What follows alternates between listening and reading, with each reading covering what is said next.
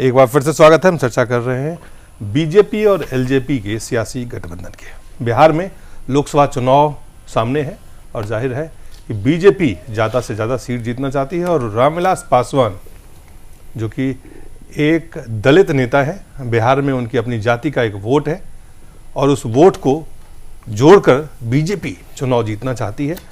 यह सियासी समीकरण जो है जातीय सियासी समीकरण बनाने में जुटी हुई है। लेकिन उससे पहले हम जातीय सियासी समीकरण के बारे में बात करें।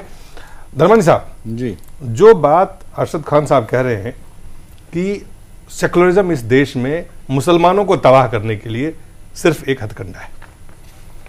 देखिए, मुझे ये लगता है कि जो खान साहब ने बात कही है उसमें बहुत वजन है और ये सच्चाई भी है कि इस देश में जितना विकास के ऊपर ध्यान दिया जाना चाहिए था नेताओं द्वारा, उनको सबसे आसान काम ये लगता है कि किसी भी तरह में सत्ता में बने रहने के लिए गुमराह करते रहो।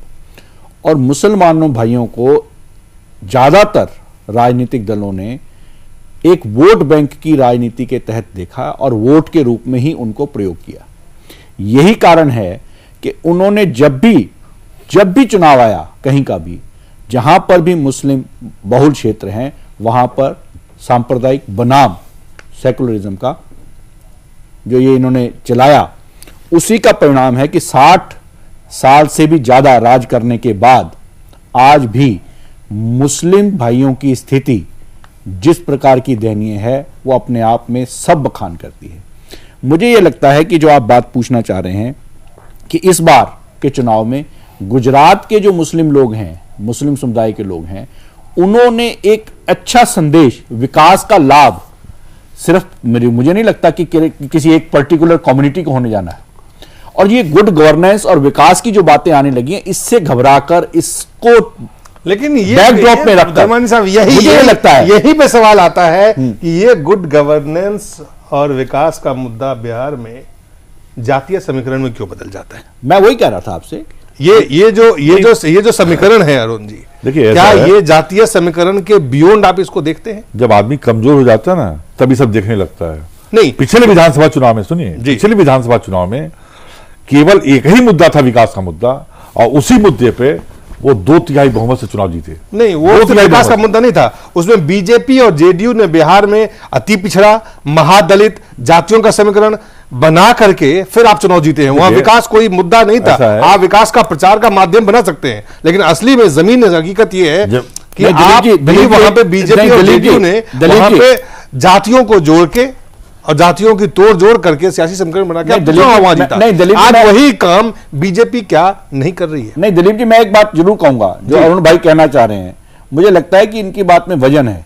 नीतीश ने जो अपने पहली इनिंग थी उसमें जो लालू जी से त्रस्त लॉ एंड ऑर्डर की वहां सिचुएशन थी, वो लालू के विरोध में वोट था, स्थिति दिखाई, वो लालू के विरोध में वोट था, लालू के विरोध में था। लेकिन लालू के विरोध में जेडीयू और बीजेपी का गठबंधन था। बिल्कुल। और उस गठबंधन ने बिहार में जातीय समीकरण को और बृहद किया, मुस्लिम और यादव माइक समीकरण को तोड़ के अति पिछड़ा महादलित समीकरण बनाया। आज उसी समीकरण को, ये सही है कि जातिगत समीकरण तो है, लेकिन उसी का नतीजा है रामविलास पासवान और बीजेपी गठबंधन, वही उसी का नतीजा है। हो सकता है बीजेपी कोशिश कर रही हो जी, हो सकता है उनके दिमाग में ये बात हो जी, और रामविलास का फायदा उठाने की पूरी कोशिश भी करेगी। केवल बिहारी नहीं, पूरे देश में भी कर सकती है। ऐसा हो सकता है रामविलास जी को लग रहा हो। लेकिन जब भारतीय जनता पार्टी के ही सारे नेता साइडलाइन हो चुके हैं मोदी के आगे, तो रामविलास जी को वहां कौन पूछेगा, इसकी मुझे शंका है। वो आशंका आपकी जाहिर है, जेडीयू में है, तो ये शंकाएं होनी चाहिए। लेकिन जो असल में वोट मिला, पहली बार जरूर लालू के खिलाफ मिला, उनके शासन के खिलाफ मिला, और दूसरी बार जो मिला नीतीश कुमार को, वो विकास के नाम पे मिला। नीचे जातिगत समीकरण ठीक ठाक थे, वो अलग बात है, वो बनाया गया, वो तैयार किया गया। हाँ, मतलब जो उसको तैयार किया गया, तैयार ये किया कि उन जातियों के लिए विशेष करके कुछ ऐसी योजनाओं का नीतीश कुमार ने जरूर घोषणा की गई, उन लोगों को इकट्ठा करने का काम किया जो सत्ता से कोई उनको लाभ नहीं मिल रहा था। जी, बिहार में जितना भी दलित में वो लाभ मिल रहा था, वो सब पासवान को मिल रहा था। जो और महादलित जातियां हैं, दलित जातियां हैं, उनको कोई लाभ नहीं मिल रहा था। पिछड़ों में केवल कुर्मी, कोयली और यादव को लाभ मिल रहा था। लोहार, कोई कुमार, बढ़ई, इन सब तमाम जातियों को नहीं मिल रहा था। तो नीतीश कुमार ने उन लोगों को भी इकट्ठा करने का काम जरूर किया। बीजेपी के साथ मिलकर उन्होंने, बीजेपी के साथ क्या, ये नीतीश देखिए होता ये जो चीफ मिनिस्टर है ना जी, वो अपना काम करता है, वो जनता दल का काम हो रहा था, वो सरकार का काम नहीं हो रहा था जी। वो तो जो अति पिछड़ों को, महादलित को इकट्ठा करने का काम चलिए वो ये तो उन्होंने किया। आज आपके लिए और समाज के हर वर्ग आज बीजेपी की भागीदारी मिलनी चाहिए। का जो जातीय समीकरण बनाने की पूरी कोशिश है रामविलास पासवान के साथ, ये नीतीश जी के लिए एक बहुत बिहार में जेडीयू के लिए कितना बड़ा खतरा है? कोई खतरा नहीं है जेडीयू के लिए, अगर सच पूछा जाए। हालांकि रामविलास जी जाने से मुझे वास्तव में व्यक्तिगत तौर पर मुझे दुख लगता है। मुझे लगता है कि रामविलास पासवान को अगर छोड़ना ही था आरजेडी तो उनको जनता दल के साथ आना चाहिए था, ये नेचुरल अलायंस होता उनके लिए जी। रामविलास पासवान को देखा कि उनके सामने उनके जाने का मुझे दुख है, लेकिन वहां जातीय जो राजनीतिक समीकरण है, जो हालात हैं, उसमें हमारी पार्टी को बिल्कुल फायदा होगा। उसका दो कारण है। एक तो लालू यादव कमजोर हुए, जो धर्मनिरपेक्ष ताकतें हैं वो नीतीश कुमार के पीछे लामबंद होंगी, और जो अति पिछड़ा महादलित में भी जो वोटर्स हैं पासवान के उनके जाने से, जो और लोग हैं महादलित हैं, दलित हैं, वो भी पोलराइज्ड होंगी नीतीश के साथ। लेकिन जो बात आप रामविलास पासवान को मंत्री बने रहने की आदत है, बहुत दिनों से बेचारे बन नहीं पा रहे थे, दूसरे के साथ जाकर बन न पाते। अब उनको लगता है शायद बीजेपी की सरकार बन जाए तो केंद्र में फिर मंत्री बन जाए, एक ये फैक्टर भी है वहां जाने का। अभी बहुत छोटी बात है, लेकिन जो ये जो बात अभी अरुण भाई ने कही, मैं उनसे ये पूछना चाह रहा हूं, जिस प्रकार अब बिल्कुल खुलकर ही उन्होंने बात कही है दलित और महादलित की, मुझे ये लगता है कि ये जो हम सांप्रदायिकता की बात करते हैं अपना अरुण जी, क्या ये जातिगत समीकरण पे इस तरह से खुलकर इस तरह से बात करना और ये क्या सांप्रदायिकता से कम है क्या? ये देखिए ऐसा है कि मुझे ये लगता है हिंदुस्तान की राजनीति में ये अच्छा न लगता हो। एक मिनट मेरा ये कहना है कि आप एक तरफ तो सांप्रदायिकता और सेकुलरिज्म की बात करते हैं, दूसरी तरफ समाज में आप जातिगत आधार पर इस तरह खुलकर बात करते हैं जिस तरह से मतलब समझ में नहीं आता कि आप वास्तव में समाज को गूंथना चाहते हैं या बांटना चाहते हैं।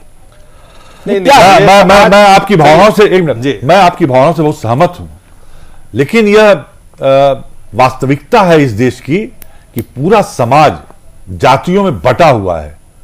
हम उसको बढ़ावा नहीं दे रहे हैं, हमने उसका फायदा उठा रहे हैं। हम ये कह रहे हैं कि धर्मनिरपेक्ष ताकतें एक होंगी, और जो लोग सत्ता में जिनकी भागीदारी पिछले आजादी के बाद से आज तक रही, जिनको नहीं मिल पाया है, हम उनको देना चाहते हैं और उनको इकट्ठा करना चाहते हैं। हम कोई मतलब किसी जाति के गठबंधन नहीं तैयार कर रहे हैं, हम उनको ला रहे हैं जिनको लाभ नहीं मिला। ये जो संप्रदाय, जो आपने कहा कि सांप्रदायिक ताकतें अलग रहे, तो 17 साल से आप बीजेपी के साथ जब थे तब तक आपको उसमें सांप्रदायिकता नजर नहीं आई? बिल्कुल नजर आई है। नहीं, तब तक नजर नहीं आई। आपको 17 साल तक आप सत्ता में बने रहे, तब 17 साल हम उनके साथ थे, और हमने जितने भी विवादास्पद मुद्दे हैं उन सबको दरकिनार करवाया। आज भी बीजेपी के साथ थे। वो तो मुद्दा आज भी नहीं है। नहीं, आज भी बीजेपी का मुद्दा ऐसा है, ना ही राम मंदिर है, नहीं सिविल कोड है। एक महत्वपूर्ण मुद्दा जो आप भूल रहे हैं, जिस इशू के ऊपर रामविलास पासवान सरकार से अलग हट गए थे उसके बाद भी आप उसमें रहे, वही राम, और उस मुद्दे को अब बुनाकर आप उनसे अलग हुए और रामविलास आ रहे हैं। ये क्या है? ये क्या है? वही जो सवाल है कि अब हमसे सुन तो लीजिए जी, हम सरकार में क्यों गए? मैंने बताया आपको कि अटल बिहारी, एक सरकार बननी थी, कोई देश में कोई सरकार नहीं बन रही थी।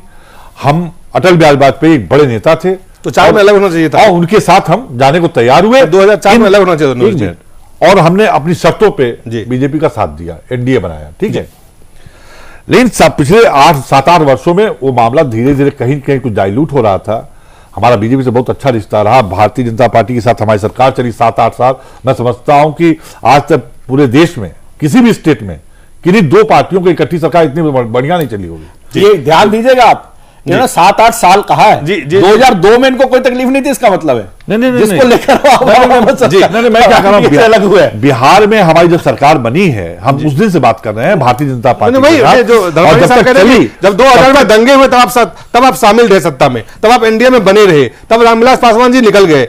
आज आप निकल रहे हैं क्योंकि एक नीतीश कुमार जी की अपनी जो महत्वाकांक्षा है वो बड़ी होती जा रही है, और उसमें सेकुलरिज्म और कम्युनिज्म के इस्तेमाल करके बिल्कुल आज जो बीजेपी कर रही है, आज जो बीजेपी बिहार में कर रही है, बिल्कुल विकास और सुशासन के साथ साथ वो जातीय समीकरण बनाने में जुटी हुई है। बिल्कुल नहीं, वो आप भी कर रहे हैं। ऐसा है कि हमने 2 साल पहले ही, छोड़ने से 2 साल पहले ही हमें जब उनकी गंध आ रही थी कि अब बीजेपी अपने रास्ते थोड़ा भटक रही है। 2002 में वो गंध नहीं आई, 2011 में, 12 में, 13 में क्यों गंध आना कि शुरू हो हमारी गया? सरकार, हम उस दिन से बात करें जब बिहार में हमारी सरकार बनी, हम उस दिन के बाद से बात कर रहे हैं जी। कि पिछले 2 वर्षों में जो कटुता पैदा हो रही थी हमारे और नीतीश कुमार और मोदी के बीच में, जी। इससे कि मोदी जी ने जिस तरह के काम किए उसकी वजह से कटुता बढ़ी।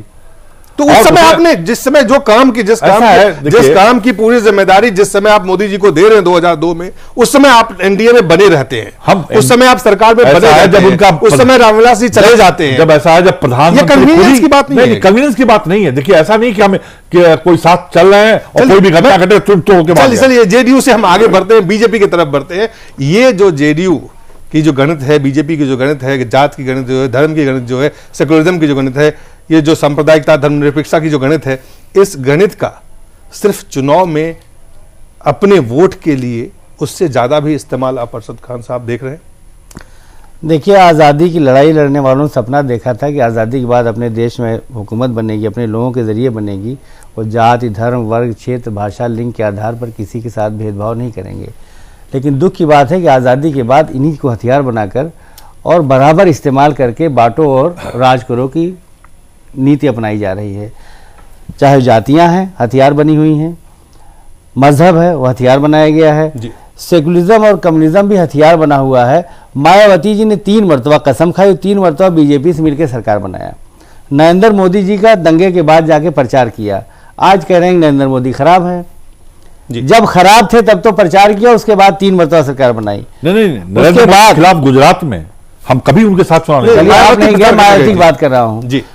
जनता दल यू और जनता दल सेकुलर, नाम ही सेकुलर और यूनाइटेड, वहां नीतीश जी बिहार में बीजेपी के साथ और देवगौड़ा जी कर्नाटक में उनके साथ थे, और फिर जब अलग होना हुआ तो भी अलग हो गए, भी अलग हो गए। आज सेकुलरिज्म का नाम पर एक थर्ड फ्रंट बना है जिसमें नीतीश जी भी हैं और मुलायम सिंह भी हैं, बहुत सारी पार्टियां, कम्युनिस्ट भी हैं, लेकिन उसमें कोई मुस्लिम लीडरशिप की पार्टी नहीं है।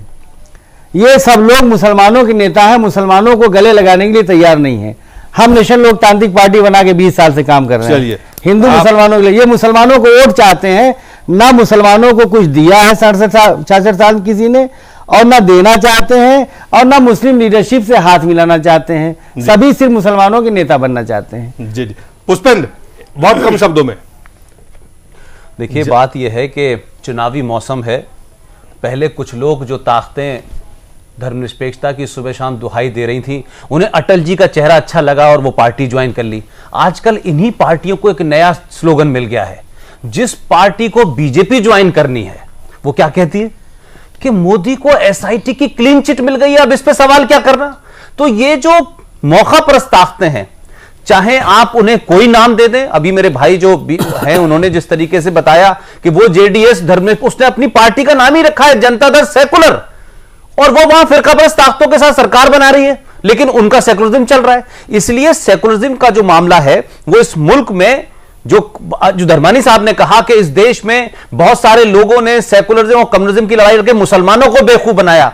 माफ करिएगा मौलाना साहब, इस मुल्क में मुसलमान कयादत ने, चाहे वो आजम खां हो, चाहे अबू आजमी हो, चाहे शकील अहमद हो, चाहे सलमान खुर्शीद हो, इन तमाम लोगों ने भी जो मुसलमान कयादत की हमदर्दी भरते हैं, इन लोगों ने भी मुसलमान को आरएसएस और बीजेपी का हवा खड़ा करके सिर्फ अपनी जाती दुकानें चमकाई हैं दूसरी दुकानों पे, और कुछ नहीं किया है। लिहाजा जहां तक आप कहते हैं कि मुसलमान कयादत को नहीं उभरने दिया, मुझे याद है इस मुल्क में एक पढ़ा लिखा मुसलमान आईएफएस जिसे अटल बिहारी वाजपेयी सियासत में लाए थे, जिसका नाम सैयद शहाबुद्दीन था, उसने भी इंसाफ पार्टी में लाई, लेकिन उसको अपनी पार्टी में इंसाफ नहीं मिला और बंद हो गई दुकान। लिहाजा मुसलमानों की बहुत सारी दुकानें खुली, लेकिन मुस्लिम लीग के अलावा कोई चली नहीं इस मुल्क में।